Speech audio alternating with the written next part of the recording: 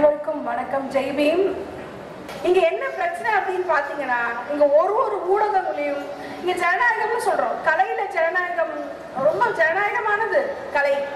ஆனா இப்போ ஒருத்தர் மெசேஜ் பண்ணாரு, இங்க நிறைய பேர் இறந்து போனவர்கள் கலைஞர்களை பற்றி போஸ்டர் இருக்கு. அதுல சபரிமலைன்னு ஒருத்தர் இருப்பாரு பாருங்க.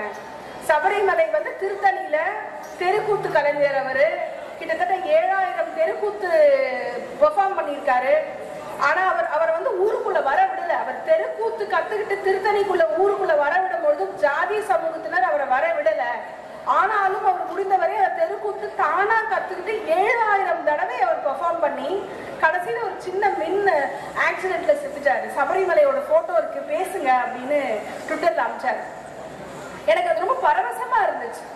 ஏன்னா கலை சமத்துவமானதுன்னு சொல்லும் போது அந்த கலையை நீ பெர்ஃபார்ம் பண்ணாத, நீ செய்யாத, நீ இது பண்ணக்கூடாதுன்னு ஒரு விஷயம் இருக்கு.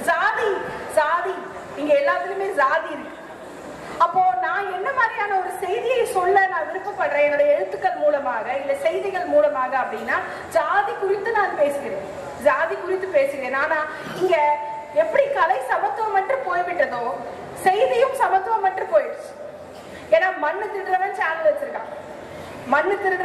வச்சிருக்கான், பஞ்சமி நிலத்தை ஆட்டைய போடுறவன் சேனல் வச்சிருக்கான், ரஜினியை வச்சு கேவலமான படம் எடுக்கிறவன் சேனல் வச்சிருக்கான், ஒரு கட்சிகள் சேனல் வச்சிருக்கு, ஊழல் செய்த கட்சி, ஊழல் செய்கின்ற கட்சி எல்லாமே சேனல் வச்சிருக்கு.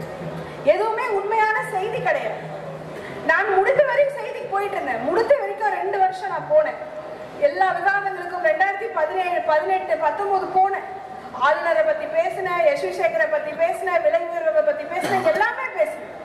ஆனா 2021 அப்புறம் எல்லாம் மாறிடும், திருப்பியும் சாதியை பத்தி எல்லாம் பேசுவோம்னு பார்த்தா பேச முடியல. என்ன கூப்பிட்டாங்க, ஒரு முக்கியமான சேனல்ல இருந்து போன் பண்ணி கூப்பிட்டாங்க. ஒரு குறிப்பிட்ட 2021 மே மாசம் கூப்பிட்டாங்க. திமுகவின் சாதனைகளை பற்றி பேசணும். திமுக ஆட்சிக்கு 1 வாரம் தான் ஆச்சு. சாதனையை பற்றி பேசினாங்க. என்னங்க இன்னும் ஃபைல் எல்லாம் கூட மாத்தி சைன் பண்ணிருக்க மாட்டாங்க, நான் எப்படிங்க ஆட்சியை பத்தி பேசுவேன்? எவ்வளவு விஷயங்கள் ஒரு வருஷத்துல நடந்தது. வேங்கை வயல் நடந்தது. திருநெல்வேலியில 3 மாசமா 40 மேற்பட்ட பட்டியலில் இளைஞர்கள் கொல்லப்பட்டாங்க.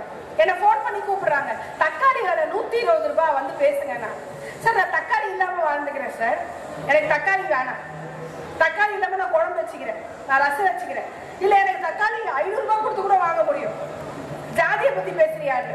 ஜாதியை பத்தி பேசல, எந்த ஊடகமும் பேசல. 2021க்கு மேல எல்லா செய்தி ஊடகமும் அயோக்கிய ஊடகமா மாறிடுச்சு தமிழ்நாட்டுல. தமிழக ஊடகங்கள், நான் ஆங்கில ஊடகங்களை தான் நம்பி வாழ வேண்டிய ஒரு நிலை எனக்கு வந்துருச்சு. ஒரு பக்கம் பார்த்தா அந்த ஜெர்னலிஸ்டா வந்தான், ஒரு பக்கம் ஒருத்தன் வலை வீச்சுங்கிறான், பரோட்டா வீச்சுங்கிறான், அண்டா வீச்சுங்கிறான், என்னென்னமோ பேர்ல என்னென்னமோ சேனல். நான் ஐயோ, இன்டர்நெட் அப்படியே பூம் ஆகுது, செய்தி மின்னணு ஊடகம் பூம் ஆகுது. எம்ஜிஆர் பத்தி பேசிட்டு இருக்கா. எம்ஜிஆர் செத்து 25 வருஷத்துக்கு மேல ஆகுது. இனி எம்ஜிஆர் எதுக்கு எழுப்பின்னு இருக்க? எம்ஜிஆர் ஆட்சியில் சத்தம் கேட்கிறதாங்க. அது கேட்டா இனிமே உனக்கு என்ன, கேட்கலனா இனிமே உனக்கு என்ன? பேசுறான் பாருங்க பேச்சு. ஒரு பக்கம் பார்த்தா இன்னும் கூட பிஜேபியின் கொள்கைகளை, பிஜேபியின் அயோத்தி ராமர் கோயில் பத்தி பேசணும். ஆனா அண்ணாமலை வாட்ச பத்தி பேசிட்டு இருக்கான். அவன் தெளிவா பேசுறான். அவனுக்கு எந்த மாதிரி நியூஸ பேசி எந்த மாதிரி நியூஸ பேசக்கூடாதுன்னு இருக்கு. பேச வேண்டியது மோடியை பற்றி, பேச வேண்டியது அதானி துறைமுகத்தை பத்தி. ஆனா அண்ணாமலையோட ஆட்டுக்குட்டிங்கிறான், பிரியாணிங்கிறான், கிண்டல் பண்ணக்கூடிய சின்ன சின்ன விஷயங்களை பேசுகிறார். செய்திங்கிறது ஜனநாயகமற்ற ஆயிடுச்சு. பிஜேபி எப்படி எல்லா ஊடகங்களையும் கண்ட்ரோல் செய்கிறதோ, தமிழக அரசு தமிழகமும் ஒரு கட்சிகள் ஊடகமா மாறிடுச்சு. அதுதான் நிதர்சனம். அப்புறம் வேற வழி இல்ல, இவன் கிட்ட நம்ம எதிர்பார்க்க முடியாது. அதிரடிங்கிறான் ஒருத்தர் உட்கார்ந்துட்டு, முதல்வர் அதிரடி, சென்னை வெள்ளம், முதல்வர் அதிரடி. முதல்வரே காணுவாங்க, எனக்கு புரியல. சென்னையில இவ்வளோ, நானும் வட சென்னையில உட்கார்ந்துகிட்டு இருக்கேன், நெஞ்சு வரைக்கும் தண்ணி இருக்கு சார், பண்ணு இல்ல பால் இல்ல, ஜெர்மன் டெக்னாலஜியின் மூலம் தண்ணீர் எடுத்து சென்னை மினுக்கிறதுன்னு போட்டிருக்கான். எனக்கு புரியல, நான் எந்த சென்னையில இருக்கேன், நீ எந்த சென்னையில இருக்க, உனக்கு மட்டும் ஒரு மாதிரி டிஃபரெண்டா இருக்கா? அப்போ நம்ம எந்த காலகட்டத்துக்கு வரோம்னா, இங்கதான் நான் சமூக வலைதளங்களில் செய்தியாளராக மாறி என்னுடைய செய்திகளை எழுத வேண்டிய ஒரு கட்டாயத்துக்கு நான் வந்துட்டேன். ஏன்னா என்னால பரோட்டா வீச்சியை நம்ப முடியாது, என்னால அறம் நின்றுவான், அவன் அறம் செய்யறான், அவன் அறமே செய்யல, அவனையும் நம்ப முடியாது. இந்த பக்கம் லிபர் அப்படின்னு சொல்லிட்டு இன்னும் எம்ஜிஆர் ஆபி முடிச்சு தொங்கிட்டு இருக்கான். அவனையும் நம்ப முடியாது. மீனா செத்து போயிட்டாருன்னு டெய்லி ஒரு நியூஸ் போடுவான். இவெல்லாம் யாருன்னே தெரியாது. இந்த நியூஸ் நம்ப முடியாது. அப்போ நான் என்ன நியூஸ் எழுத முடியும்னா, என்னுடைய சமூகத்தில் நடக்கக்கூடிய அநியாயங்களை, குறிப்பாக தலித் மக்கள் மேல் நடக்கக்கூடிய கொடுமைகளை நான் எழுதிக்கிட்டே இருக்கேன். சமூக வலைதளங்கள்ல எழுதுறேன். என்னால முடிந்த வரைக்கும் ஆங்கில ஊடகத்துல எழுதுறேன். இப்ப ஏசுநாதரை கொலை பண்ண மாதிரிதான் என்னையும் அவமானப்படுத்தி கொலை பண்ணிட்டு இருக்கான் டெய்லியும். உண்மையை எப்படி எழுதுறேன்னு கேட்கிறான். இவன் ஒண்ணுமே எழுதுற. என்ன எழுதுறான்? புளியங்குளத்தில் குடித்து விட்டு 2 வாலிபர்கள் வெட்டி கொலை, ஒரு வாலிபர் இன்னொரு வாலிபர் வெட்டி கொலை. அவ்வளவுதான் நியூஸ். இது நியூஸ். ஆனால் செய்தி என்ன, தகவல் என்ன? புளியங்குளத்தில் ஒரு மரபர் சமூகத்தை சேர்ந்த பெண்ணுடன் பட்டியலின சமூக ஆண் பேசிவிட்டான் என்று அவனை கொன்று விட்டார்கள். இதுதான் நியூஸ். ஆனா நீ என்ன நியூஸ் போடுற? அப்போ ஜாதியை நீ பேச மாட்டேங்க. இது நான் எழுதும் பொழுது ஒரு கோபம் வருகிறது. இப்ப எண்ணூர் கூட சொன்னாங்க. எண்ணூர் குறித்து எண்ணூர் இன்று காணாமல் போகும் இடத்தில் இருக்கிறது. பழவேற்காடு காணாமல் போகும் இடத்தில் இருக்கிறது. இதை குறித்து ஆங்கில ஊடகங்கள் எழுதும் அளவுக்கு தமிழ் ஊடகங்கள் எங்க எழுதுச்சு? ஆளுநர் ஆளுநர் ஆளுநர். எப்ப ஒழித்து போகட்டும், எனக்கு புரியல. எப்ப இந்த ஆளுநர் போவாரு, எப்ப உண்மையான செய்தி வெளியே வரும் இருக்கு. ஒண்ணு ஆளுநர், இல்ல அண்ணாமலை. ரொம்ப ஈஸியான நியூஸ். காட்டுப்பள்ளி துறைமுகத்தை பற்றி பேச வேண்டும், ஆனா பேசல. எண்ணூர்ல நடந்தது என்ன கலந்துருச்சு, விஷவாயு காக்கிடுச்சு, பேசல. அப்ப நீ எதுக்கு செய்தி சேனல் வச்சு நடத்துற? அப்ப நம்ம என்ன பண்றோம்? சரி, இந்த நியூஸ கொண்டு போய் நம்ம போடுறோம். ட்விட்டர்ல போட்டா நமக்கு ஒரு 5 லட்சம் பேர் பாக்குறாங்க.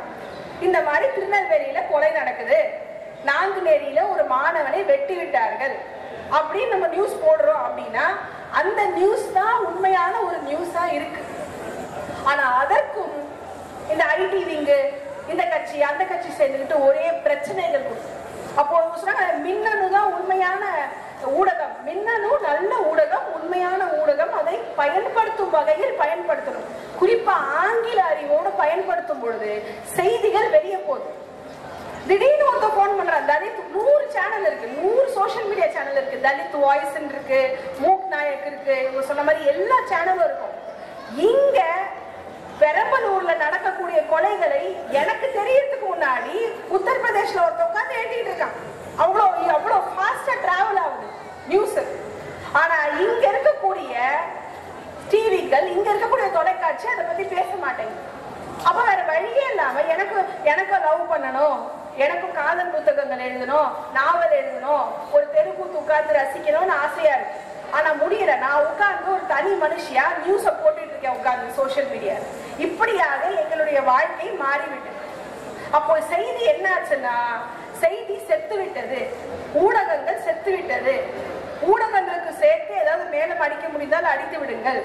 இதுதான் என்னுடைய ஒரே ஒரு செய்தியா இருக்கு. ஆனா என்ன சொல்றேன்னா, நம்பிக்கையோட முடிந்தவரை தனி மனிதர்கள் ஊடகங்களாக மாற வேண்டிய காலகட்டத்தில் இருக்கும். ஏன்னா செய்தி இருந்தே இருக்க வேண்டும், செய்தி வாழ்ந்தே ஆக வேண்டும், உண்மை தகவல்கள் வெளியே வந்தே ஆக வேண்டும்.